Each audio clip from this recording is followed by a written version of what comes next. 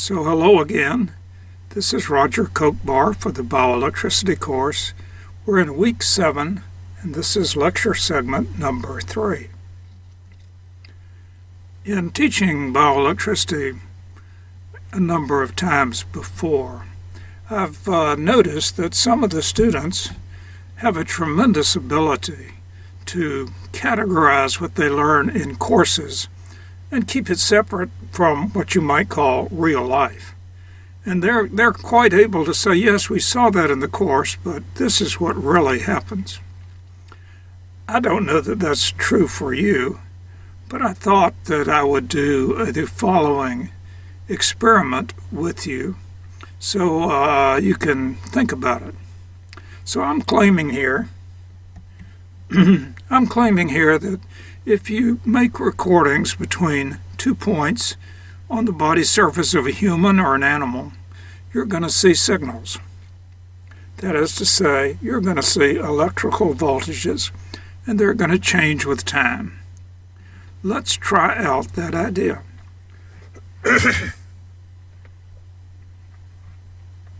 Let's do a simple experiment together. Not actually do it, but talk it through.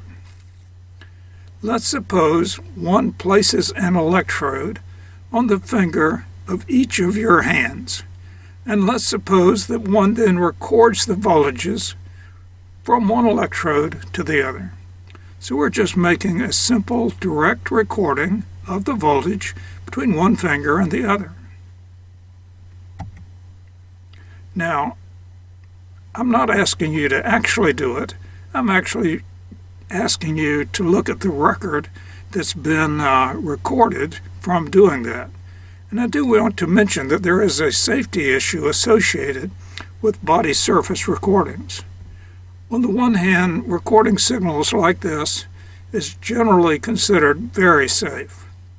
On the other hand, one has to be cautious because you are attaching electrodes to the body surface, and this is a pathway by which currents may be introduced into the body, possibly even hazardous currents, and often normally that happens, without any intention of that being the case. So that can be a shock hazard. So that's why I say, don't actually do it yourself. Just look at the record that I'll present. So if one does this, one sees this record.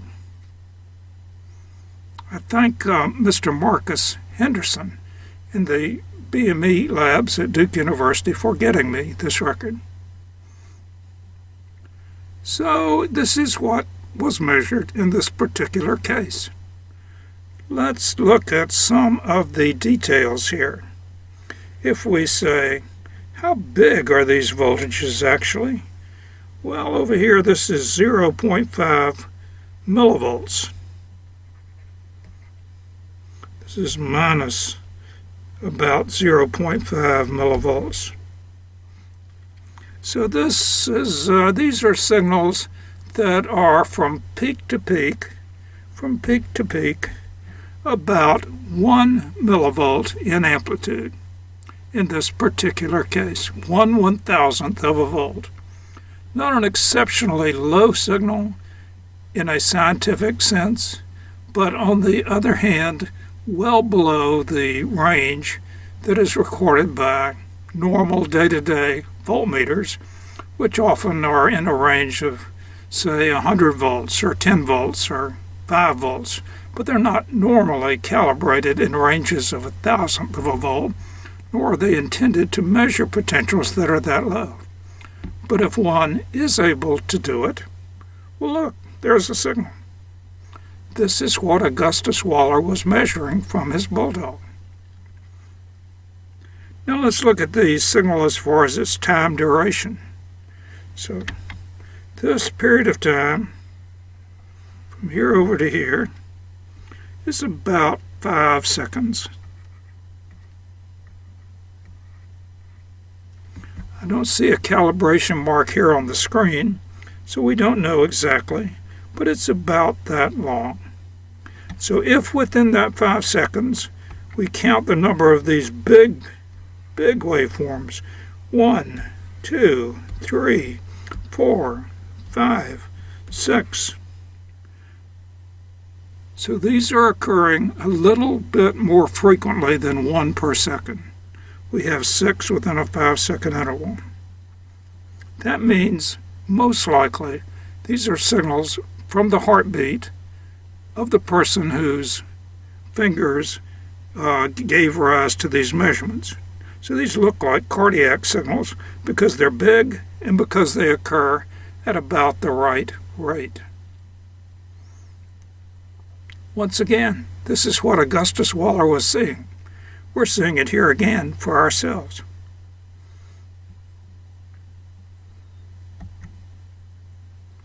Now, when we looked at the record on the previous slide, it was a record that had a lot of noise. Now, by noise, one means any unwanted signal. And if our interest on the previous slide was in the cardiac signal, there was a lot of noise on the trace. Going back and looking at that again, we'd say all this stuff, this is all noise from the viewpoint of the cardiac signal. We don't know where it's coming from. Maybe it's outside power line interference, or it could be that these are signals from other muscles that are showing up here also on the record. They may not be noise if we are interested in those other phenomena. Maybe they're the data that we care about. But on the other hand, if we're interested in cardiac signals, these things, these big signals, then this other stuff down here at the lower level, is definitely noise.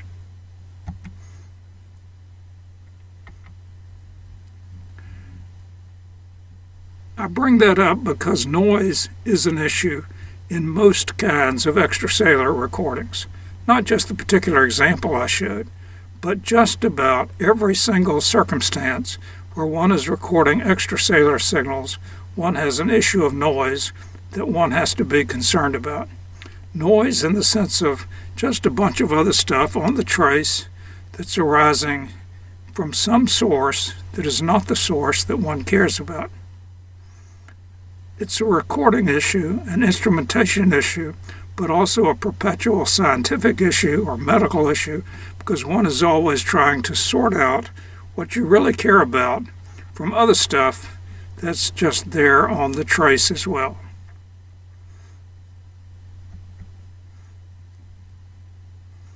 We make a few other comments about the recording between the fingers of one hand and the finger on the other. It's unequivocal that the recording showed a voltage that changed with time. After looking at that trace, I don't think you'll doubt it. And interestingly, that's true for you, and that's true for me, and that's true for every other living creature. There are those voltages there, and they change with time. Periodic large signals, generally the biggest signal on the trace, are probably from the heart. And then we saw there were a lot of lower level deflections from some unknown sources that were on the trace as well. All of these things are commonly the case with extracellular recordings. Now our challenge is to understand what is happening. Where is all this stuff coming from? Even in principle, where does this stuff come from as related to the electrically excitable tissue?